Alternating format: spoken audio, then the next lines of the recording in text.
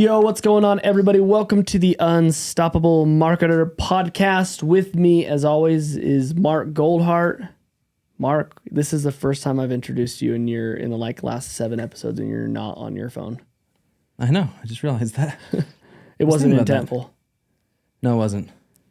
No, but it's all right. I'm glad to be here. Happy New Year. No, not at all. Oh yeah, you were sick. Yeah, the whole family was sick. I mean, we went through, I don't know, like flus, COVID, maybe. Croup. Everything. Baby with croup. That was the hard one. It was just as annoying for me as it was for you. It was just, yeah, I'm sure it was. We had canceled podcast episodes. It was so Mark and I are bad. supposed to fly out to San Diego, and he texts me literally like 10 minutes before I'm hopping on the road to go to the airport. Second round that I got hit with. And he's like, hey, I can't come. So I got to cancel our flights. Had a fever the whole night. I canceled your flight. Yeah. And my voice is still recovering, but I think it sounds all right. You sound it's dynamite. Not too bad. But yeah, it was horrible. Yeah, I don't know. Maybe I'm just going to not see family anymore during the holidays. Yeah, that's how it works. Yeah, That's the worst. It's like family's overrated. I'm just staying at home. All sicknesses, I feel like, happen in December. I know. And it's when you are around the most people. And eating sugar. Yeah. And and here in Utah, like the inversion's the worst too. Yeah. Right. Yeah, it is. And so it crushes your immune system even more. But yeah, anyways, yeah. New Year sucked, but Happy New happy Year. for a new year. Happy for a new year. This is our first, because of Mark's sicknesses, actually, this is the first episode we're recording in the new year. Yeah, we're 2 weeks in, so. Yeah, and I made a goal to record 52 episodes, which is 1 a week. Got to play catch up. So now we have to play catch up. We already missed our resolution. Yikes. So here we are. But I'm excited for today's episode. Me too. I'm way excited. Yeah. Why? Because I think Mr. Ben over here has some great insights to share with us. I think so too. I'm excited. Well, let's introduce him. So everybody, this is Ben Checketts, who is the co-founder and creative director for Rhone. And Rhone is a performance. No, you screwed it up. No. We said not to say performance. Men's active lifestyle brand. apparel brand. Apparel brand. Yeah. Soon to be men's and women's. Whoa. In May. This isn't breaking news. That's the first time they've ever said that. Yeah. Breaking news.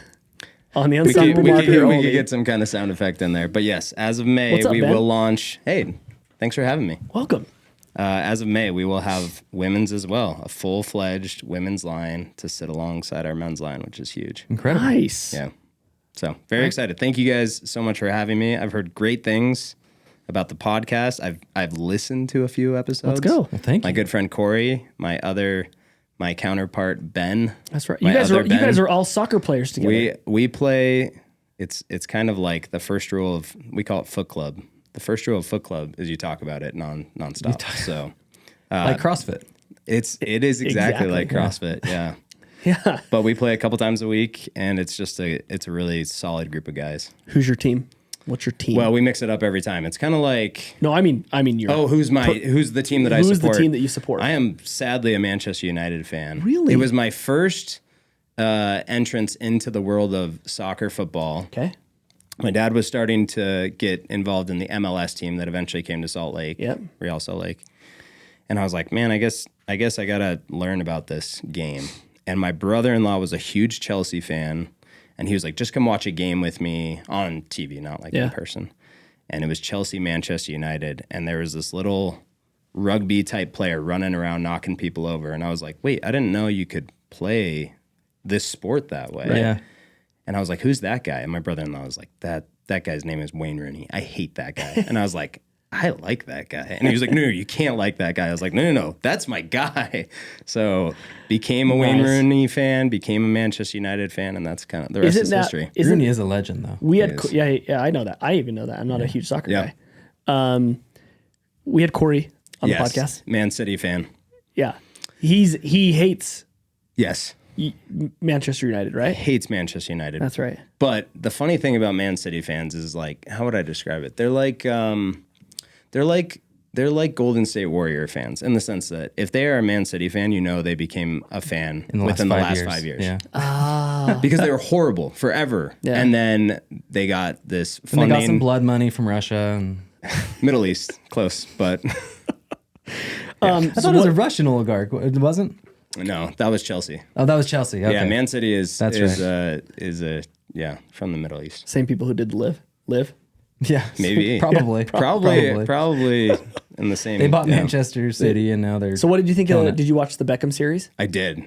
Fascinating. Loved it. Yeah. And again, that was like really before I became invested in the sport. I was aware of who he was. I was aware of Manchester United at the time. But man, to see what he went through, especially with the English national team. Yeah. We're about to have our fourth. And my wife was talking about how sad it was. Thank you. How sad it was that he talked about sleeping against the door in the hospital because he had threats that his oldest son was going to be kidnapped. They had actual threats about that. And so he slept against the door in the hospital so nobody would come in. Yeah, that was crazy. I mean, the whole thing was... I haven't yet. Even if you don't like soccer, it's worth your watch. Okay. Yeah. Well, there you go. I'm actually a big fan of David Beckham because he was here in Salt Lake. Yep. More of a La Liga guy, though, Messi. Sure. Back in like 2006. Yep. And my friend and I, we had this goal. So there's this big hotel here in Salt Lake City called the Grand America. It's like it's where if you are... It's the Plaza Hotel of Salt Lake. Yeah, exactly. If you're a team playing Real Salt Lake or if you're a team playing the Jazz, that's where you're staying 9 times out of 10. Yeah. And so my friend and I, for like a month, we had this goal to get up on top of the roof at the Grand America. So we just would go to the Grand America around like 11 o'clock every night for a week or like a month. And we would just try to find different ways up to the roof. And we never did. Yeah. But we were walking around like 2 a.m. one time. And so was David Beckham. And we just didn't know. And he just like sat in the lounge with us. And we had a drink with David Beckham in the lounge. That's super And he just cool. hung out with us at like 2 a.m. So, and it was some other guy that was with him on the he was on the French. He played on the French. Zidane? It wasn't Zidane, was it? I don't know. I don't know soccer. Was he bald? Yes, he was bald. Dude, that's Zidane. That is like one of the greatest players of all time. I got a picture with Beckham, not him. I mean, either on one. Either one is pretty good. Yeah, it was a flip phone. Zidane You actually can't has even a tell. World Cup, so I don't know. Yeah. But yeah, so my dad was, kind of orchestrated that whole thing because when he was starting the team, the reason Real Salt Lake is called Real Salt Lake, they wanted to be the sister team to Real Madrid. They wanted to get their development players, and they actually had a deal in place to do so. And so he brought the whole team here, and I had been in the MTC I was still in the MTC when they came and played. That's the Missionary Training Center. That's the Missionary Training Center. Anyone who doesn't know anything about LDS and you're culture. not allowed to leave the MTC. It's locked hang in out there. like a prison. So my family was sending me all these In the pictures nicest way. of better food, I would say. Absolutely. Breakfast burrito. It's pretty classic. Ice cream. Ice cream. Yeah. Chocolate milk. My family. As much as you can get. As much as you can Hard-boiled get. eggs. Ew. Yeah. Yeah, pancakes. Yeah. Hey, man, I ate lean. I didn't gain a single pound.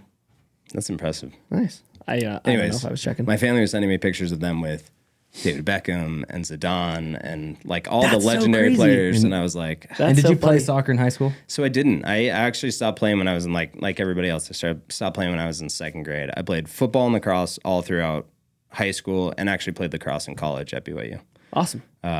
So I kind of fell back Was in that love. with the Ted Farron, Pat Matheson crews? I was a little bit older than Ted and Pat, so I missed those guys. Okay. Wait, how old I'm are you? familiar with them. I'm 36.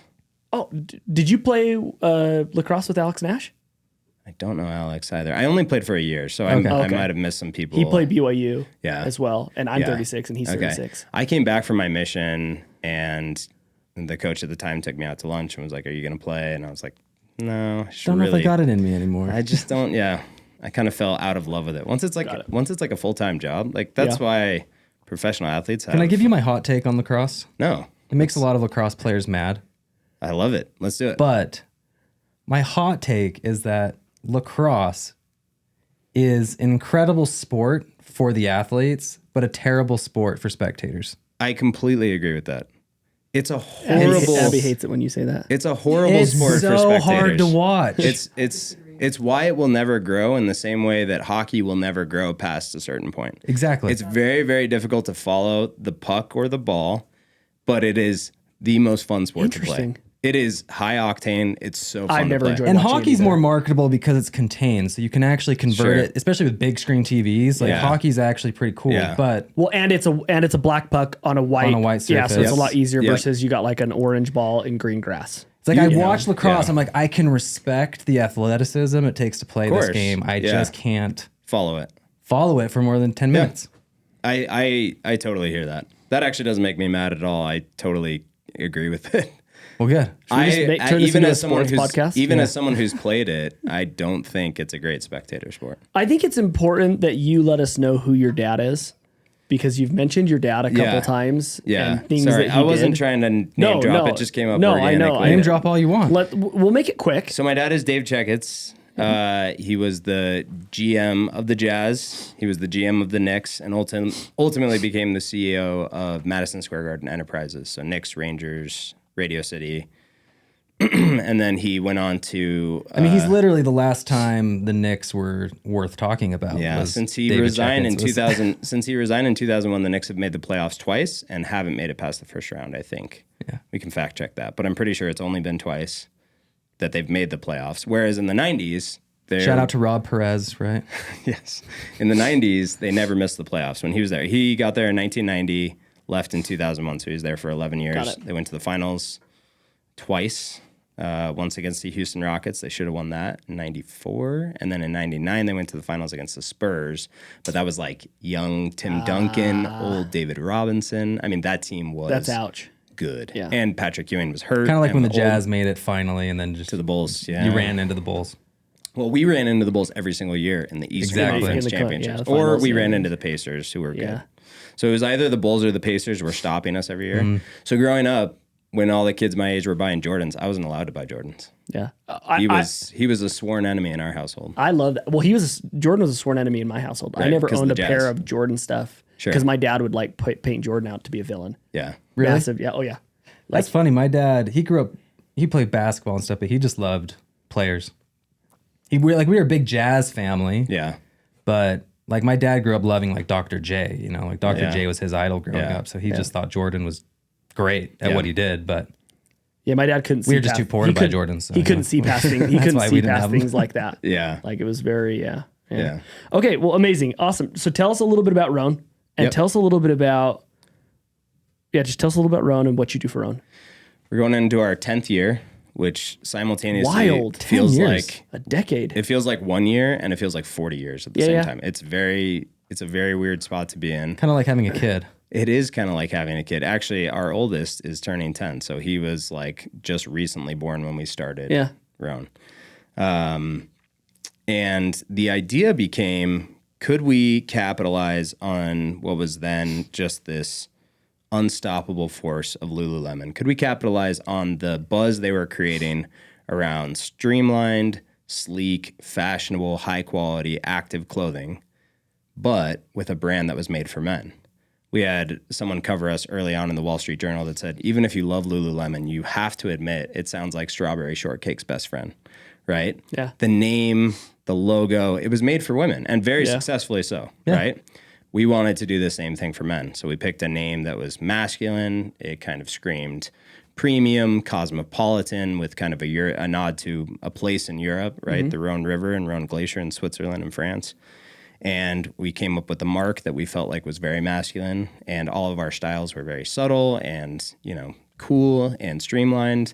Everything that you love about Lululemon, but not having to go into that store as a man. As a man, yeah. Yeah. And have that awkward interaction of, I don't really like this brand, but I like their products. Right. You could say, I love this brand and I love their products. Yeah. The So that awkward was- moment where you have to walk by all the sports bras just to get to the men's pants. That was at the time like this big. Yeah. Yeah. Like this section. Yeah. Like I just feel Yeah. weird. No, totally. Walk I by 30 remember women, yeah. I remember sending my wife in like it was a drug deal. I would like have sunglasses on and be like, black shorts, large, just bring them out to me.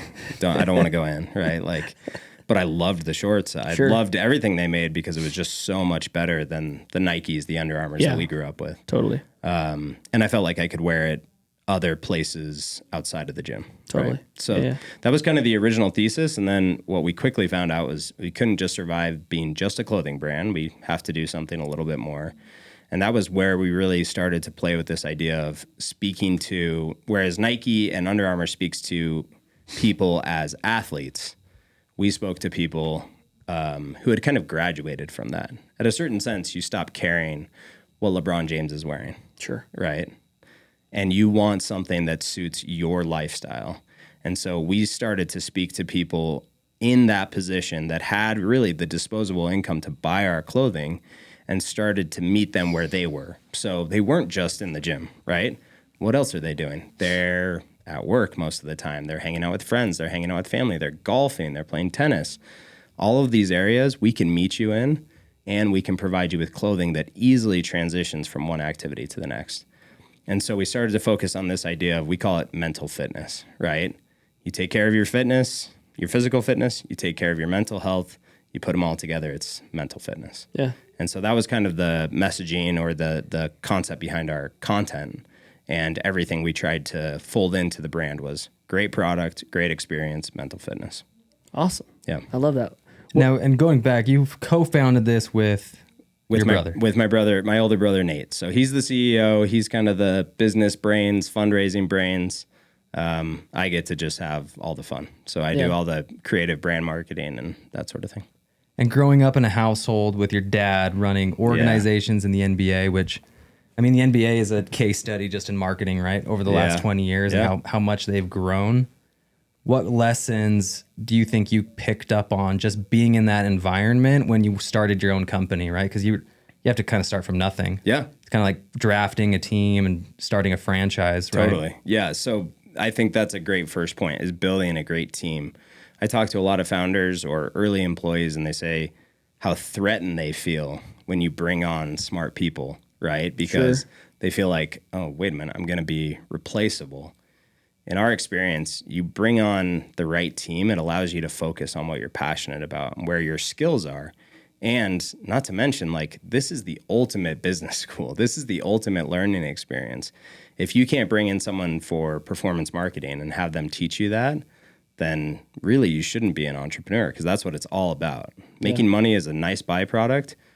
I think learning and growing is like the main impetus for starting a company for us. So building a great team is number one. My dad was obsessed with building great teams and like the right chemistry and the right mix. And, you know, I remember he would sit in his study for hours just scratching his head, like, why isn't this team performing the way they should? Why aren't they working? Maybe we need a new coach. Maybe we need a new assistant coach. We need someone focused on defense, right? Even when he got to the soccer team, like, he doesn't know the first thing about soccer still. Right. But what he does know is putting together great teams. Sure. And he identifies talents in people and gives people chances. So that was number one. I think Can I ask you a follow-up on number one? What makes you and your brother a great team? And then how did you guys identify those characteristics in the people you started hiring? I think number one is trust. Like, inherently, we just trust each other. And that's what's nice about it being your brother, is at the end of the day, like, Rhone can fail. Our relationship as brothers will never fail because we love each other, you know, to a fault sometimes. So I think that makes us a good team. We trust each other. We always have each other's backs. We've had situations where people have said, well, Nate really wanted it this way. And in a normal scenario, you might say, oh, wow, the CEO is saying this and I can't question him. Whereas I say, hold on, pick up the phone. Did you say this? And he's like, no, that's not what I said. What I said was, I thought maybe this would work, but it's just an idea. So that, like, direct line of communication and trust really goes a long way. The number two thing I think that makes us a great team is we are really complementary in mindset. I am very much focused on kind of the product and the creative side of things, whereas Nate is really focused on the business side of things. He gets a lot of energy from the networking, the fundraising, all of the things that go into that, whereas I get a lot of energy from creatively expressing myself, whether it's through product or through content or through copy. Copy is really where I find my voice. I was an English major, so I'm used to writing a lot. And I really took to the idea of kind of creative short form and poetry. It's just naturally where my talents lie. And I tried to fold that into the brand as much as possible, because we were speaking to a more elevated premium customers. So naturally, they're a little bit more well-read. They expect a little bit more. We put a little bit more poetry and literary emphasis on our copy than most companies would. Yeah. Because we find that it really ties in nicely with the brand message. So one thing you said as you were kind of introducing this is like you guys had this idea about Rhone to ride. I don't know if you said ride the coattails, but something to that extent of what Lululemon had done, but in the men's space. Mm-hmm. Were you able to use your background in copy and creativity to ride on to what they have built? A little bit. Yeah, I would say in the same way that they came in and uniquely spoke to women, right, and talked about, balance and really used yoga as an inspiration. Yeah. We tried to do the same, but geared towards men and speak to them in a more like the way that we describe our relationship with our customers is a lot of people, a lot of brands in particular, treat their customers like we all have that one friend from high school, right? This guy calls you and he's like, hey, let me, at least for me, it was like, let me get tickets to this sporting event. Or now it's like, hey, can I get a free shirt? Yeah. And like, you don't want to help that guy. Sure. But your best friend that's always there for you, if he calls you and he's like, hey man, I'm sorry, I'm in a bind. Will you come help me? You're there. You're there for him. So we try and keep this reciprocal, trusting relationship with our customer as opposed to just asking over and over things from them, right? Yeah. Buy this, follow this, subscribe to this. Because at some point they're going to say, okay, that's our relationship. It's purely transactional. Yeah. Whereas if it's a little bit more bound together as friends, then it becomes something special. It becomes something different. I think that's what Lulu did. They created a safe space for women. They had yoga classes in their early stores, and you've seen they've gotten away from this. But they created this safe space for women to come in and shop and really be heard and you remember they had the chalkboard where you could write any piece of product feedback up there? Yeah. I don't know if you guys remember this, but I spent a lot of time in their stores. So they created this safe space where I feel like women could be heard and seen and understood. And we really did try and do the same thing with men. We didn't have the same amount of retail spaces up front. Sure. So you try and create those spaces digitally on our social media, direct exchanges with the customers over email and text and Facebook message. I mean, you'd be shocked at how many customers reach out to Nate and I personally. And we really do try and do a good job of responding to them, even still, because the one customer represents hundreds of customers. So what is the learning we can take from this? How do we respond? How do we build a relationship? Yeah, I like that because you said the first thing of building a team was trust, right? Yep. First thing with building customers is trust. Yeah, totally. Right. So building that trust is real. I mean, like the destination, if it's trust, like the road is built on constant communication. Yeah. Right. When you break that communication barrier, then it's hard to trust or know what's happening on the other side of that wall. But what was number 2? Going back to that. So going back, number 1, building a great team. Yeah. Number 2, I think just the idea of passion and like really sinking yourself into a cause, right? Winning and losing for us as a family was like personal. When the Knicks lost, it was a really quiet car ride home, right? Yeah. Especially if it was the playoffs. Like nobody talks to dad. He's upset. We're upset. We'd go to school the next day and, as a sports fan, you're already there, right? Your senses are already heightened around win, losses, team performance, etc. Imagine it being tied to your livelihood, right? And it's just tenfold more. When my dad sold RSL, I remember my wife saying, like, I'm really happy. I was devastated. She was like, I'm really happy about this. I was like, why? She was like, we go to these games and it's like you're a player. Like you feel like you're on the field. The intensity you feel during those games. She's like, it stresses you out. You go home, you can't sleep, right? If we lose, I go home and I can't sleep. I watch the game over again. I'm like, where did we go wrong? Not that I'm ever going to pass along any meaningful feedback to a coach or a player, but I just felt it so personally. And I remember going to my first job out of grad school was with IMG. I did not feel that, right? When the clock stopped and I went home, I did not think about IMG during the nighttime. What I was thinking about was Rhone at the time. I would go home and I would start writing copy for Rhone and start putting together the website. And Nate and I would talk about it in our off hours. And I would wake up in the morning and feel the same thing. I'd be like, oh, well, this would be a cool idea for Rhone. So just the idea of tying your passion into what you do. And I hate that phrase of like, if you love what you do, you never work a day in your life. I don't believe that at all. It's still work. You still have to fill out expense reports. Like that sucks. It's still a job. But tying that passion in, it becomes so much more personal. And doing it with people you love too really makes it very cause-worthy. And then I think the third thing, our dad had to have, you know, along with all of the ideas of building trust and building a team you trust and doing things with the people you love, like he had to have very hard conversations with people that he loved. He had to fire his best friend, right? Ernie Grunfeld, who was managing. He was the GM. He was the GM of the Knicks after my dad became the president of Madison Square Garden. He had to fire him, and they were best friends. They spent all their time together, right?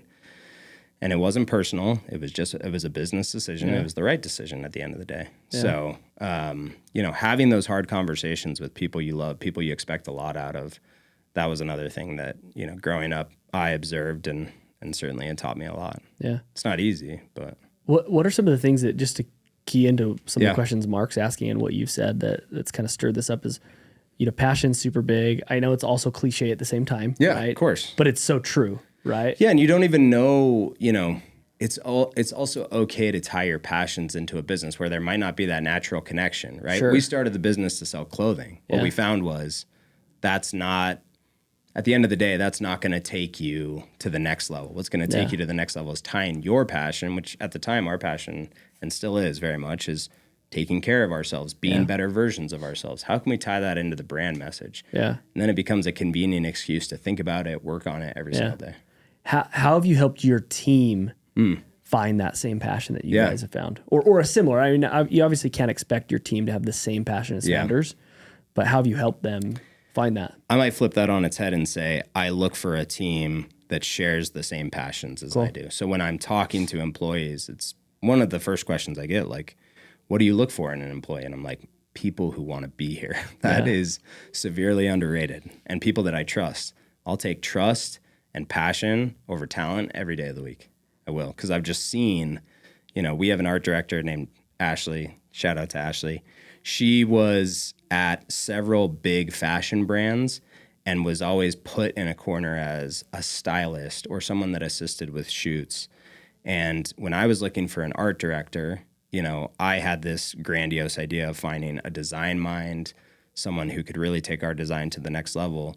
When I interviewed Ashley, it became abundantly clear that she had an eye for creating really high quality content. And she was passionate about menswear, and she was passionate about, you know, taking the image of the brand and propelling it forward. And so I hired her. I didn't think twice about it. And I would do it again, 10 times out of 10. And I trusted her with this position, and she has repaid it tenfold because she felt trusted for the first time, and she was able to take that trust and that passion and combine it into something that she really loved to do and push it so much further. So awesome. I love that. Yeah. So going back, so Rhone starts, you guys are making some progress, right? Yep. And then I think you guys took on some private equity to try to continue to get this rocket ship going. Yeah, of course. So I'd love to hear a little bit about why you guys decided at the time to take private equity money.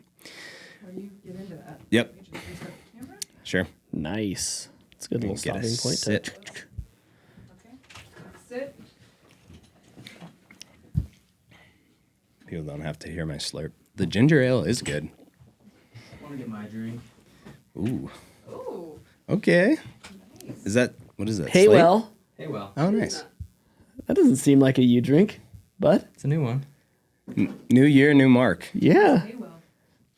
That seems like something Abby would be drinking. Yeah, you know?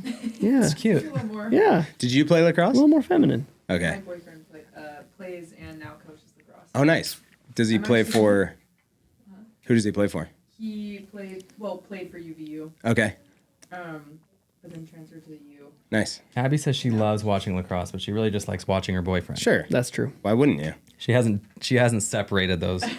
That's okay. Yeah, she's in honeymoon phase still, you know. That's great. With that kind of stuff, so. My wife used to like watching my sports too, you know? My wife never liked watching my sports because I was always getting thrown out of games. Okay, so. Private equity. Yeah, private equity. Back in 2016, we were actually approached by The Gap for an acquisition.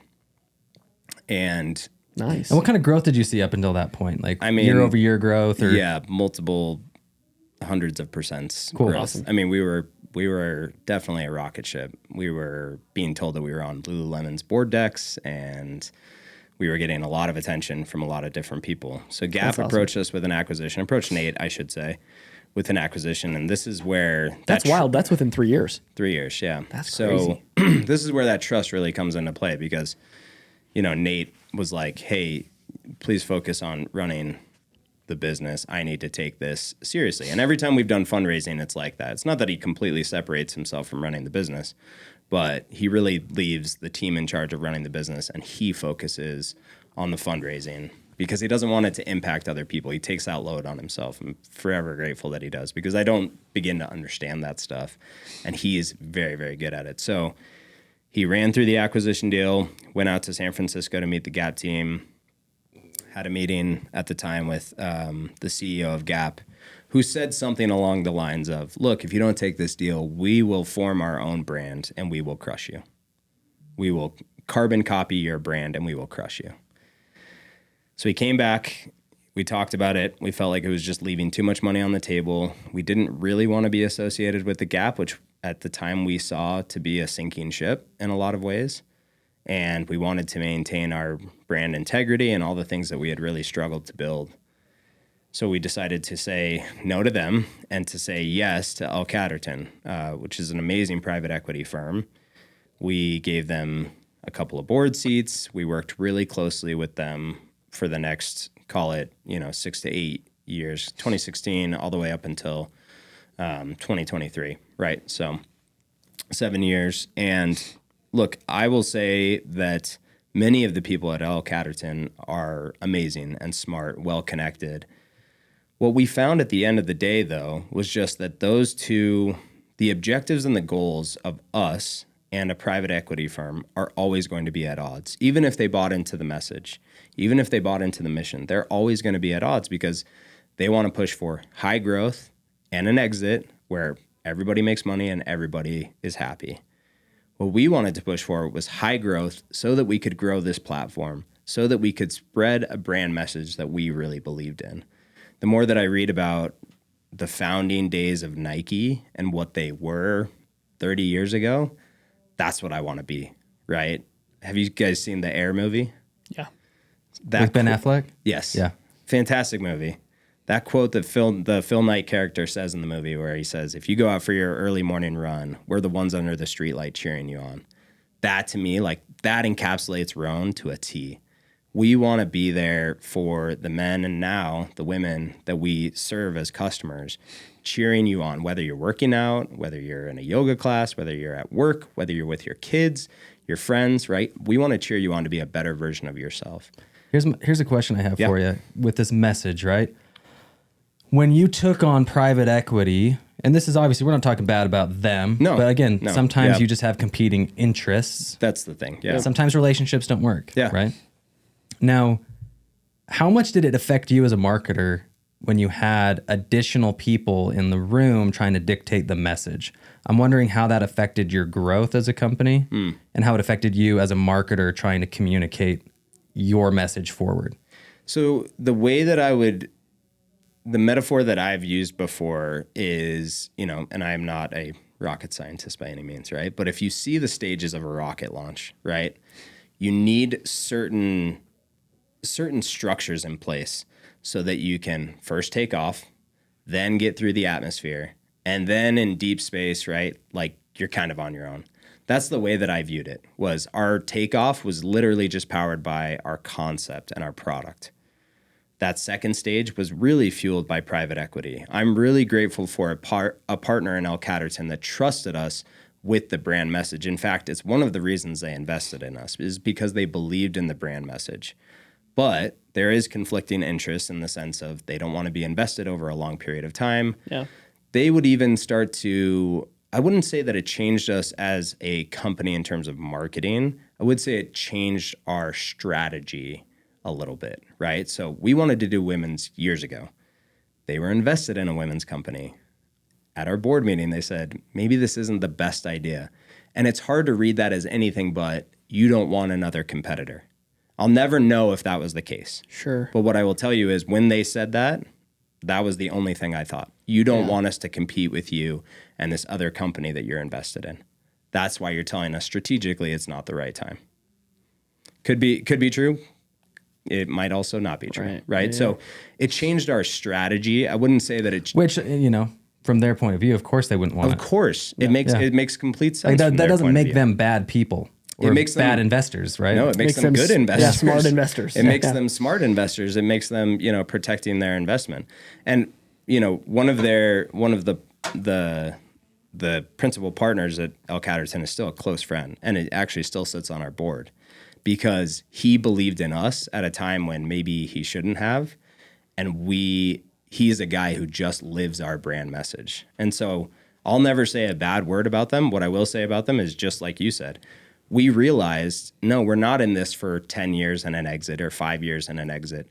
We're in this for potentially the rest of our lives because we love what we do and we want to build it further and make it grow farther, right? Like that was the mind shift for us, and that changed our strategy, and that allowed us to settle back into some of these original messages as a marketer that were really resonating with our customers.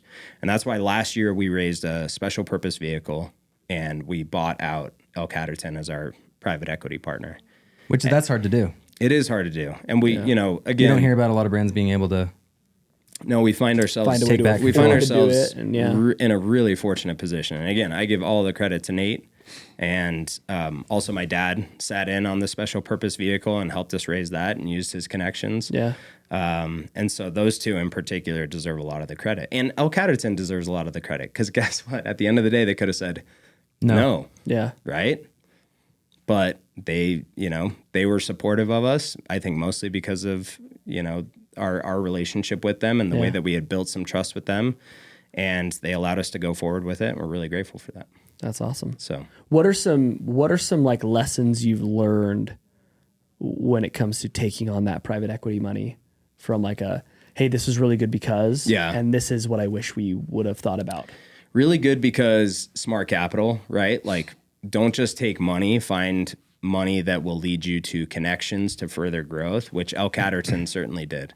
They were smart capital, well connected in the space, experienced in the space, invested in several other brands, within that similar space. I would also say identify, if you are going to give someone a board seat, identify who you want it to be and go after it aggressively, right? That's a big decision, right? As to who sits on your board because they control a lot of that. We identified John early on because again, he is like the prototypical Rhone man, right? Amazing dad, amazing father, coaches his daughters in lacrosse and soccer, is like heavily involved in his community, fit, handsome, well-read, well-educated, really thoughtful about his feedback. That's who we identified, and that's why we wanted to go forward with it. Cool. What I would say we could have done better is it's tough because simultaneously, like, especially early on, we really allowed them to dictate a lot of things, whereas keep in mind, they're just sharing opinions, right? And that's how it was given, was our opinion is X, Y, and Z. And we took that as marching orders, whereas maybe looking back, we should have said, no, we're going to push back on that for the following reasons. And that's what we learned eventually. And it made the relationship so much better, honestly. I bet, when we weren't just like, sir, yes, sir, we'll go and do your marching orders. But instead we said, okay, we hear you. We hear your feedback, but this is our pushback. Let's come to some area, some middle ground where we're both happy. That made the relationship a lot better, and it allowed us to go quite a bit further. Awesome. Yeah, because you see the narrative shifting right now in e-commerce, especially, right? Mm-hmm. Around whether to do private equity or not, where it felt like a couple years ago, everyone was hot on it. Like, well, either private equity or to sell. Or to sell, exit. Yeah. And now the narrative very much is build a brand that you could live off of, or you could work for forever, right? Yeah. Build something that you don't have to sell, or if it comes along and you sell for a great reason or price, right? But and try to avoid private equity just because you want to grow so fast. Right. I don't think it's that black and white. I would say it's look for the right partner And whether that's a private equity partner or not, I think highly depends on the firm. It highly depends on the people that you're communicating with, even at the firm. And the state of your business. And the state of your business and the state of your own personal mental health, because it is a grind, right? Waking up every day and thinking about this 24 hours a day is not for everybody. And I'm not saying I deserve a special medal for it. I'm just saying it's the way that I'm built. Like I said, we grew up winning or worrying about the wins and the losses every night with our dad's teams. Every day at Rhone feels the exact same. We win and we lose and we care about it. And like, I could see me doing this for the rest of my life. And maybe just to like synthesize a little bit of what you're saying, you know, you can correct me if I'm wrong. Yeah. It sounds like, because your job was to project the company voice out towards the world. Yeah. Right. But if there's inner turmoil, the voice can be affected. And so it sounds like, you know, hey, they were telling us things and we were taking them as marching orders. Mm-hmm. That was probably conflicting a little bit with the voice, with the message, with the vibe, with the culture, right? It did at times. Yeah, I will be completely honest. Yeah, like, and then over time, that can add up. And I think what a lot of brands need to remember is like your voice is how you communicate, how you build trust, like we talked about with your customers. And you should try to protect the voice at all costs, right? And so if there's competing interests trying to take over a voice of the company, it can be hard. It can be really, really tricky. And I would say again, like, and again, we know El Catterton was great to work with for you guys in particular, but that's not the case for so many other people. No, I completely agree. Well, and you run in, not only is this private, you know, a potential issue when you bring on a partner or private equity firm, but it also like, you see oftentimes some founders or other people within the business who maybe grow out of what that business might have been, right? Hey, my personality was this, now my personality is different, or my lifestyle was this, and now I'm changing my lifestyle to here. I want to take brand with it. Yeah, and how do I change that? And there is just such a massive risk when you change your voice, because oftentimes the voice is what dictates the relationship with that customer. And when you change that voice, you can lose all trust with them. And that's where, again, I go back to them being an excellent partner. Like, they cited that just as much of a reason to invest in us as our financials and our revenue was, we believe in this brand message. We feel like you guys have uniquely positioned yourselves. We believe in what you're doing as a brand. Keep on, like, never lose that, right? Never lose that new North Star. So again, that's what I say is, I think where the inner turmoil was at the time was like the product selection and the strategy and areas of growth. But again, they were also incredibly helpful in some of those areas as well. There were use cases where they guided us away from things that I still am grateful that they did, right? Yeah. So it's a mixed bag. That's why I say, don't say no to private equity.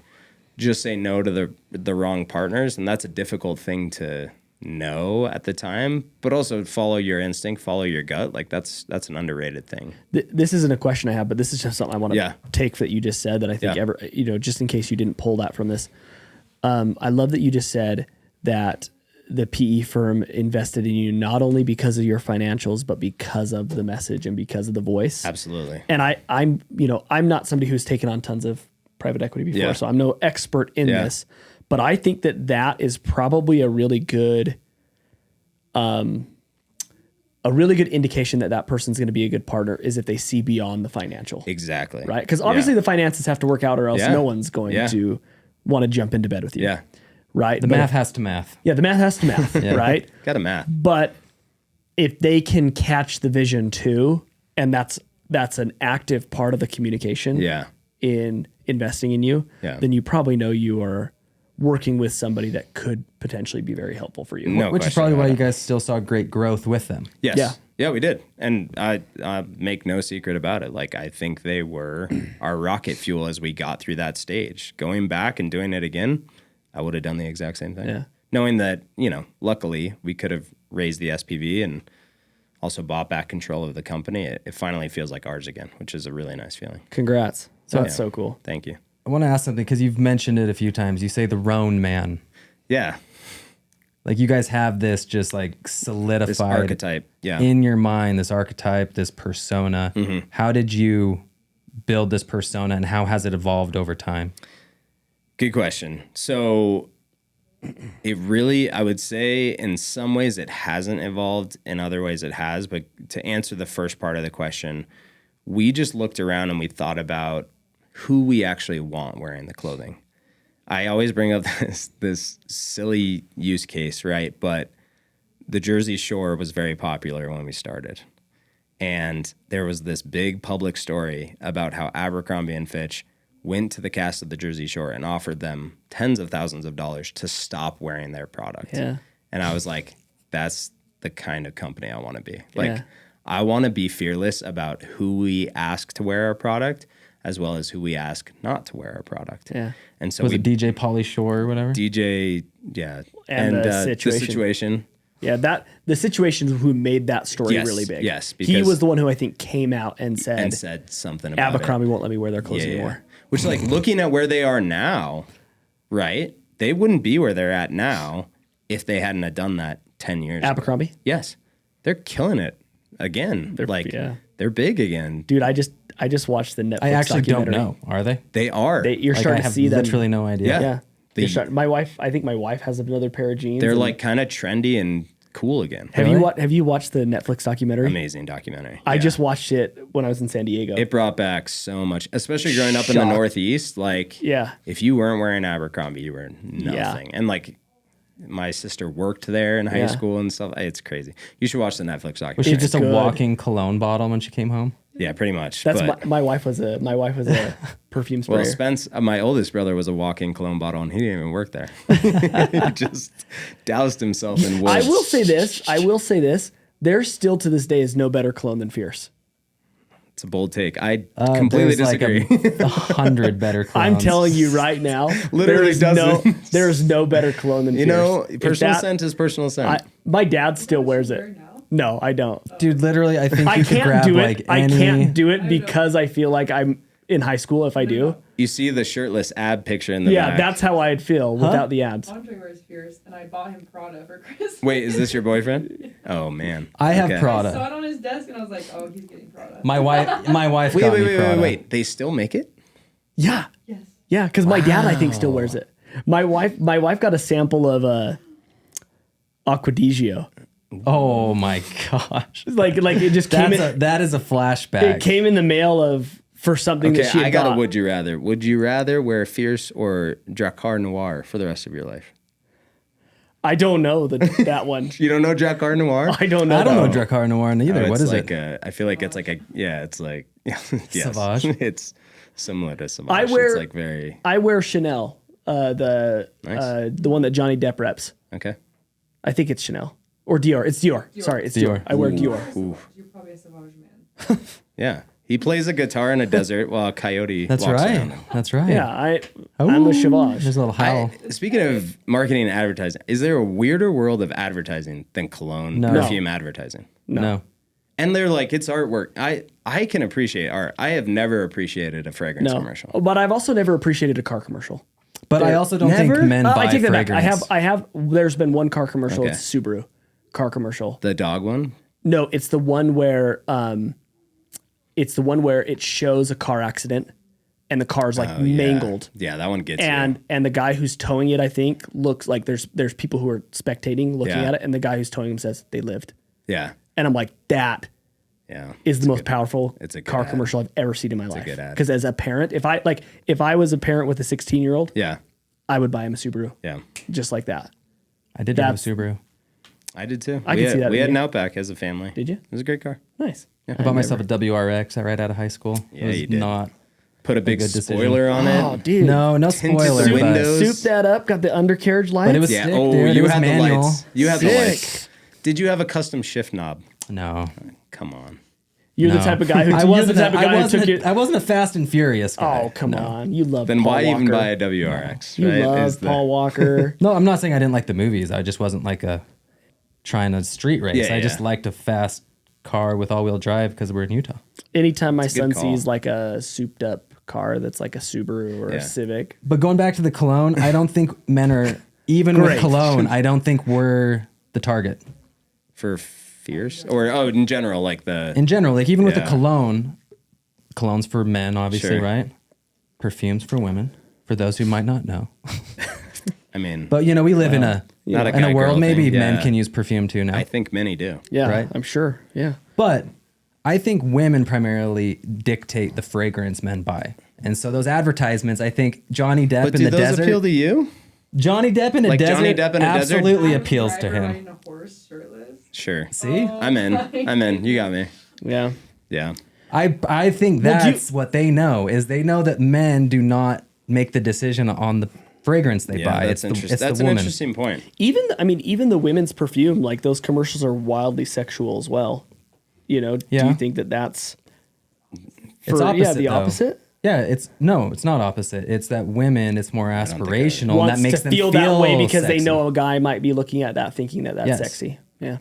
I could see that more than men being like, "Hey, I saw this commercial of Charlize Like, Theron." I think I will be sexy Yeah. If you wear because Johnny this. Depp If you is wear playing a this. guitar in the desert. But Those ones are the all-time worst, in my opinion. But there's And plenty of women don't that find that dislike sexy. Johnny Depp. Yeah. because Johnny Depp is a heartthrob, Yeah.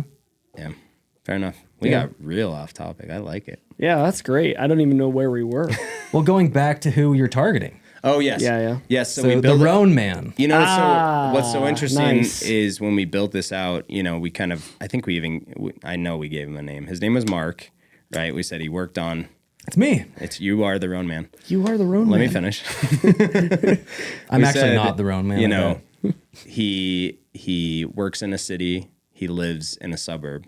Oh, it's still me. He, he spends most of his time between his job and his home. But what he thinks about the most are kind of the adventures that he goes on, maybe once a year, right? So he goes to. Well, I mean, that is me I think you're still. still there, dude. he You're goes still there. Yeah. He goes skiing in Banff, right? He goes We're fly fishing right now. fly fishing in Montana. That's what he thinks about most of the time. So he considers himself. I mean, I'm buying a camper trailer next week, so. Nice. We talked about he takes fitness seriously.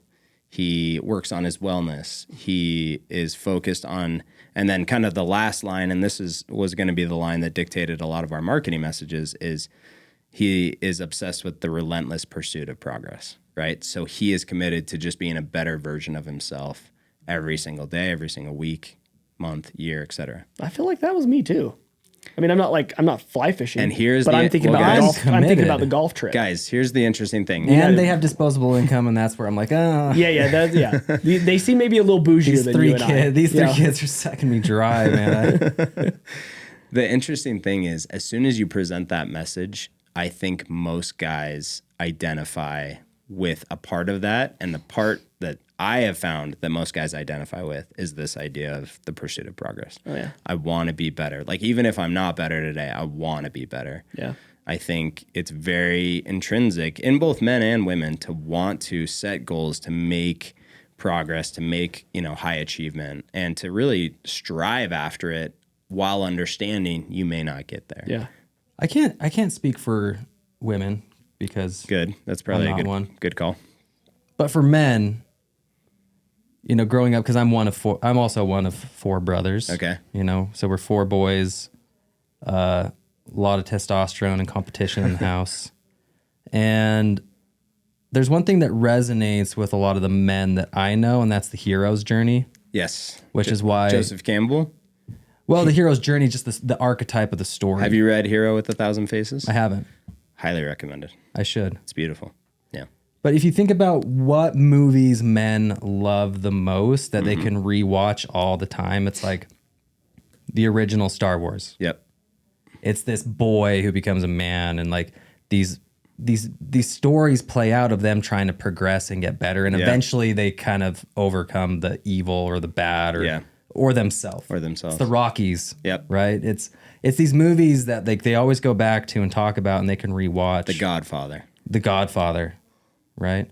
So how much does that play into, right, your storytelling as a brand? Do you think about the hero's journey? Do you think about these Absolutely. bigger storytelling frameworks? We really try and put ourselves in the shoes of our customer to say, okay, his everyday journey is this. How can we make product that solves a lot of the problems?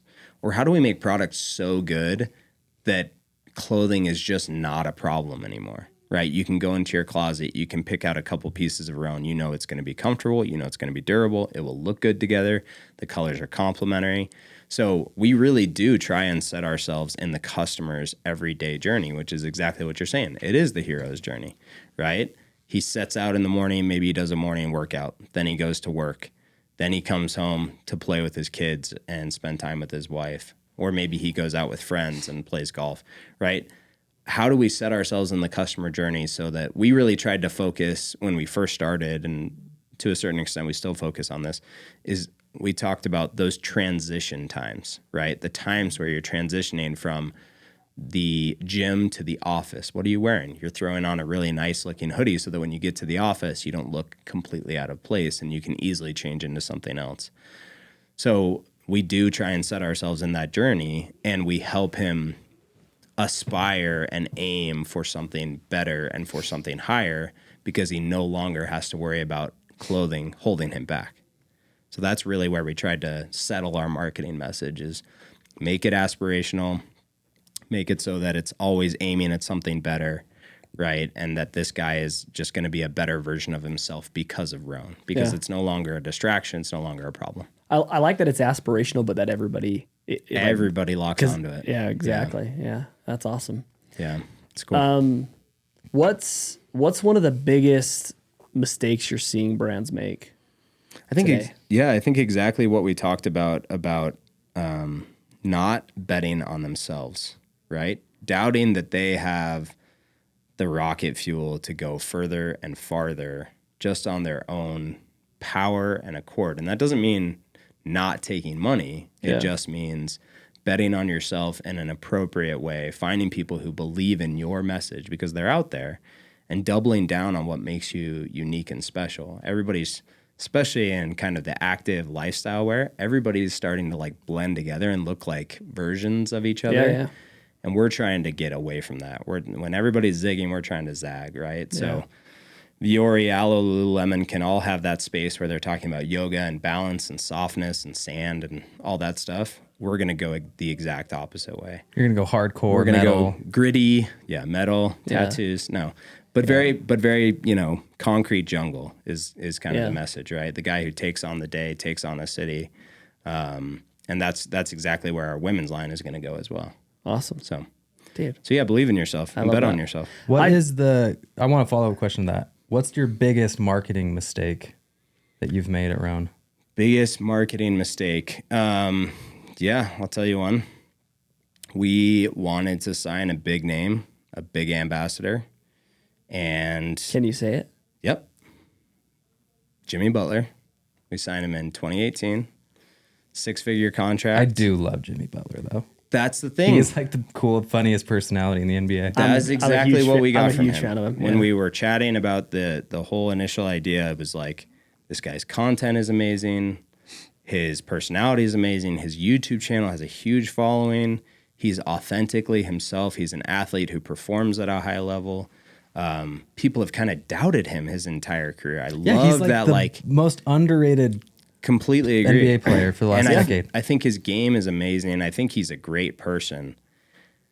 At the time when we signed him, the team around him made a lot of promises about content and deliverables.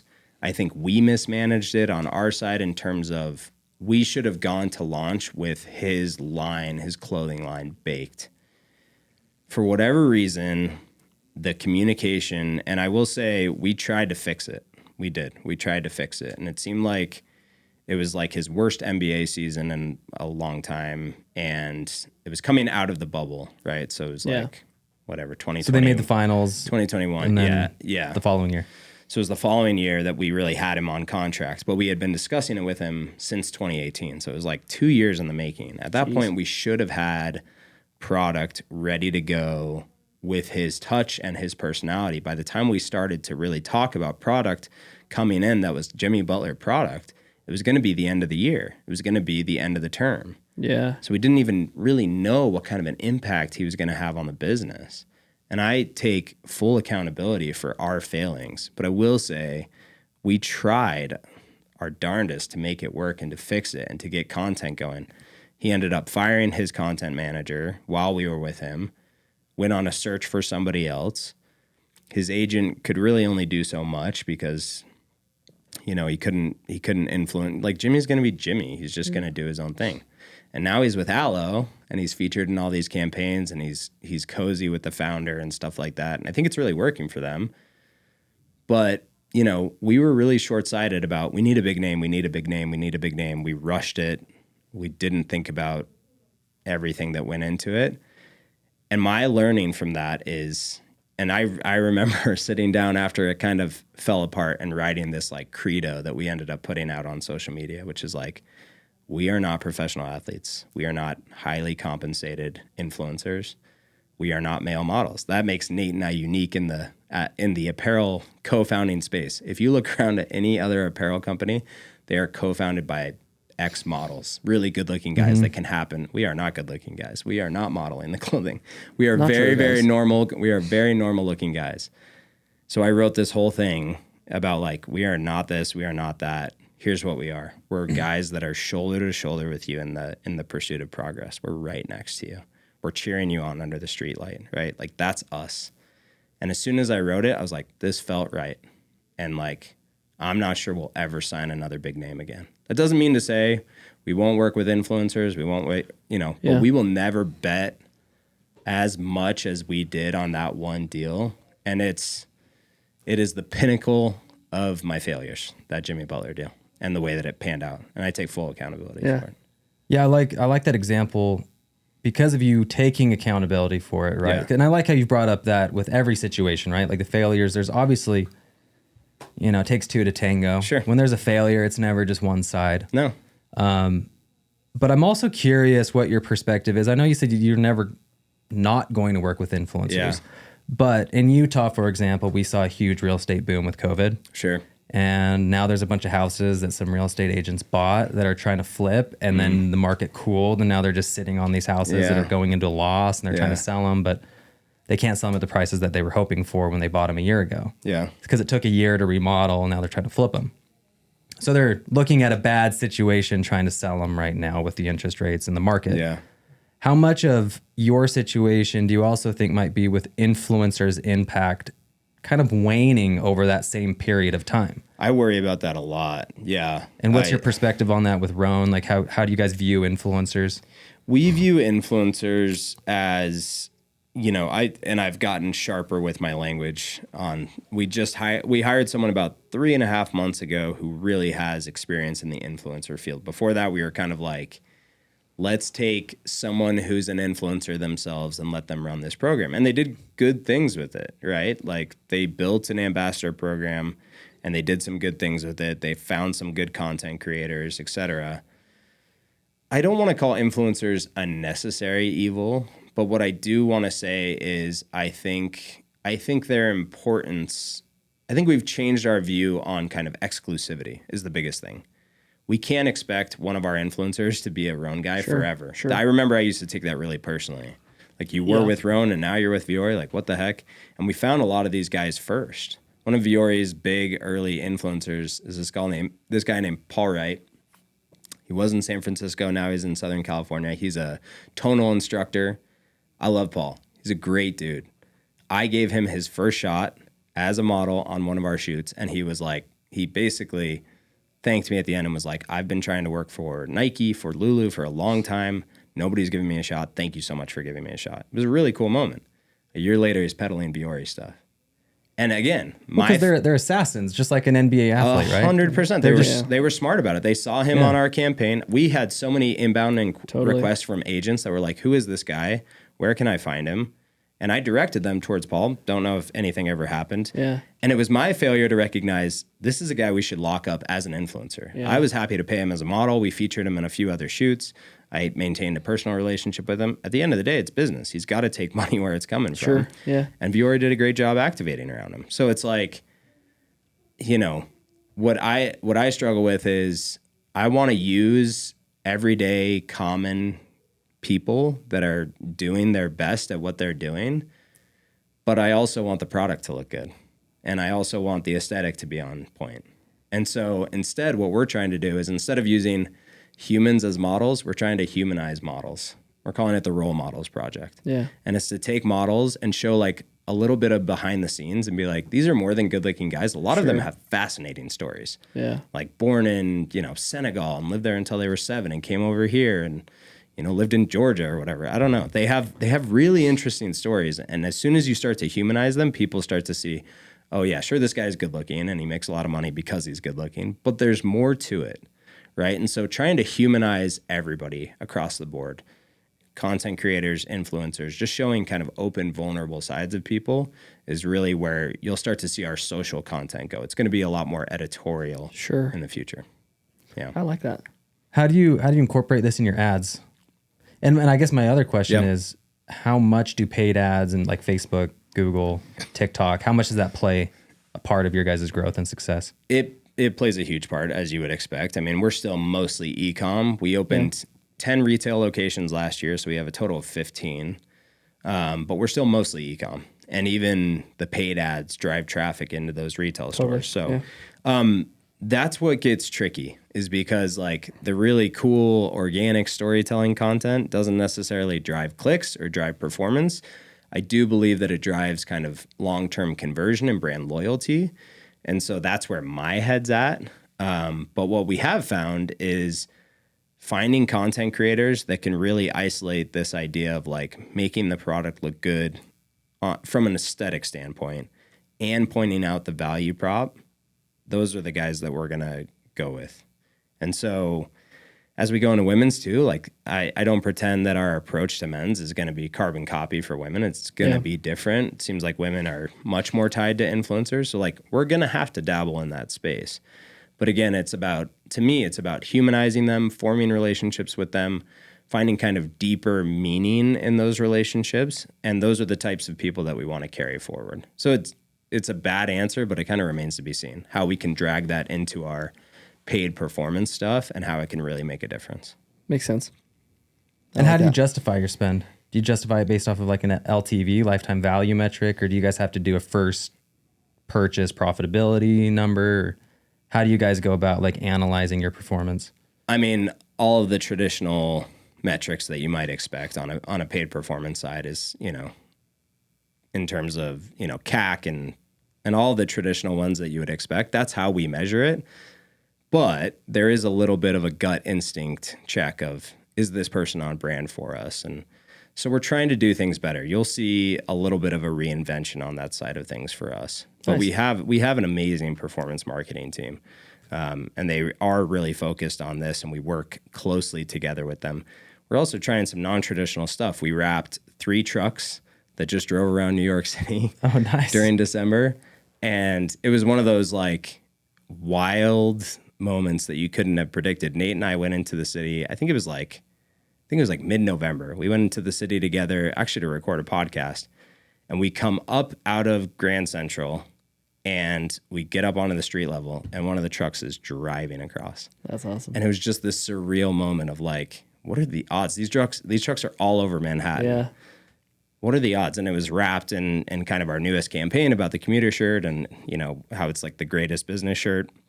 And so we are trying some like non-traditional out of home things that we hope will kind of, again, drive that long-term conversion, drive that brand loyalty, and ultimately impact revenue. But amazing. Yeah, we're trying to be less addicted to that drug of like CAC and Facebook ads and all that stuff. I spent $1 to make $1 back. Yeah. Yeah.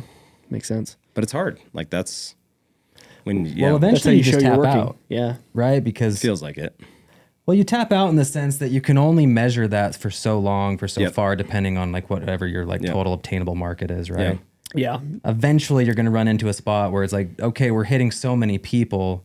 Are they converting with one day, 7 days? Is it 30 days? Yeah. Well, and eventually you get so big that you got to start really investing in things like what you're saying here. And just like how do you measure a truck driving around New York City? Yeah. And they did have some interesting things. Like they had some geofencing ads that went with the truck. Mm-hmm. So if you were in a certain radius and you saw the truck, chances were you were getting hit with an ad. So there's some really interesting almost creepy things happening with the advertising. Yeah. But the other thing that I wanted to say was we also invest heavily in the quality of our product. We are obsessed with the details of our product because we know if guys like it, if it holds up, if it's comfortable, if it looks good, they're going to come back to us, regardless of if they see a paid ad or not. We're investing in kind of the editorial side of our socials so that they're thinking about Rhone without it being a Rhone ad, right? They're like, oh, I'm fascinated by this story. And Rhone is just a background player. Yeah. And then all of those things, we feel like it's a 1-2 combination where the left is all paid performance. The left hand is all paid performance and, you know, all the spend that goes into that and all the optimization that goes into that. But then the right hook that finishes you off is that really, really resonant, beautiful brand content. So we're trying to balance those things evenly. But as you might imagine, it's always a wrestle. And not necessarily just with the performance team, but with the results. Oh, yeah. Right? So. Dude, well, thank you so much. This has been awesome. Yeah, thank you for having me. The only thing we didn't talk about is the aliens in Miami. That's the only thing we missed. You know? Yeah, you think they were aliens? I'm curious if you think they were aliens. Did you see how many cop cars there were? Wasn't there like 80? I mean, like the entire street is 2 lanes thick of cop cars and the corner around the mall. So I saw a TikTok video. Okay. And you can't, trust every TikTok video. Maybe like 90% of them, 99%. You can trust 90% of them, yeah, for sure. 90% of TikTok videos? That seems high. No, 100%. 100%. No, so I saw this TikTok video and and it was this guy who's like, how have I not heard about this? My dad is running for sheriff in Miami. And he's like, I've never heard anything about this. Okay. So he calls his dad. Sure. And he's FaceTiming him and has a camera from behind. And it kind of shows the side of his dad's face. He's like, hey, Dad, we just talked the other day. How come you haven't told me anything about, did you hear about the aliens? And the dad just sitting there and just doesn't say anything. He's like, will you say something? He's like, I can't discuss it. And the guy just keeps the kid just keeps badgering him. He's like, how many times do I have to tell you? I cannot say anything to you about this. Do you think he got the Men in Black pen? I was wondering about that. Cause it's like all over everything. Yeah. But no one's saying anything at the same time about it. I don't know. It's real. So yeah, did they get the little flash that? Look, they undoubtedly exist. Aliens? Yes, undoubtedly. That's good. They probably do. Undoubtedly. There's there's so much evidence. I just love that during scientifically. Yeah, during COVID, their government was like, hey, by the way, aliens exist, but you should. Nobody said that. No, it's just not a big deal. I don't think that's real. You don't think what's real? I think aliens exist. Sure. In the grand scape of the universe. You don't think they're visiting Earth? They're absolutely not crashing. That's for sure. And you're telling me they master space and time and then they crashed here? I think they treat Earth like many people treat Vegas. Where they're like, I'm going just to see what's going on there. And I'm going to I'm going to participate. I've heard about this place. Yeah. And it's also, you think that they're just like us? Yeah, this is their vacation. Yeah, maybe. Maybe they even maybe they even go to Vegas. I actually just think the government is telling us they exist so that they can fly their little secret UFOs around. So you don't think that they were the big shadows? Too. There's the big shadows. Who are they shooting at in the mall? I think it's far more likely that it was a terrorist operation or something. And they're trying to hush. And they're trying to hush Until I see a video equally as convincing as the one part in Signs, where it's the Brazilian birthday party. Yeah, and he walks across. Dude, that walks by. Say what you want about M. Night Shyamalan. That scene, that's a banger. Signs was great. That was scary. It's a great movie. Signs and is it doesn't make any sense. The water kills them. So much of our atmosphere is made of water. They wouldn't have ever been able to survive. What's even better though than Signs is Scary Movie 3 when they do the parody. Yes. There's nothing better than that 100%. show. The Waynes are geniuses. But look, dude, I'll say, good. I hope that some of those UFO things are real. I just read about read about Area 51 and how much the government has kept from us. And I don't think it's aliens. I know, but where are you reading this? What's your source? Oh, everything. TikTok. Number one. TikTok's number one. And we've Twitter number 2. 90% of TikTok is reliable. Go read a great investigative journalist, Annie Jacobson. Okay. She has tons of books about the government based off of declassified documents and interviews. She interviews everyone that we used to work at Area 51. Yeah. Area 51 was just an extension of Los Alamos, right? Like that. Sure. It just became what Los Alamos was after they developed the nuclear bomb. Right. And then they kept developing nuclear technology at Area 51 and keeping it from us and like, you know, just blowing up nuclear bombs in Nevada and just letting all that radioactive waste like hit small little towns in southern Utah and northern Arizona. But you would never know about that. Like the you go back, what is it called? The Ox Cart was the original stealth bomber prototype. Sure. And they were using that sucker like over Russia when nobody knew about it. Not even the president knew about it. The CIA was just flying spy planes over Russia. If you're big into conspiracies. And spooking Russia. But if you're big into conspiracies, but also married with like good, you know, investigative reporting, have you heard the Who Killed JFK podcast? Yes. I really loved it. I thought it was great. I'm fascinated by that whole thing. Yeah. Well, I mean, look, the JFK thing is... I mean, Black, that's a whole nother conversation. They answer it. I mean, they identify 4 very potential... Yeah, 4 potentials. But what they say is that it was this collusion of... Because everyone's like, it's the CIA, or it's the mob, or it's Cuban nationals. And what you really found was that all 3 of those organizations were kind of in bed together, and they all had vendettas against JFK. And it seems like it was 4 outliers from all of those places, and then they framed Lee Harvey Oswald as the only shooter.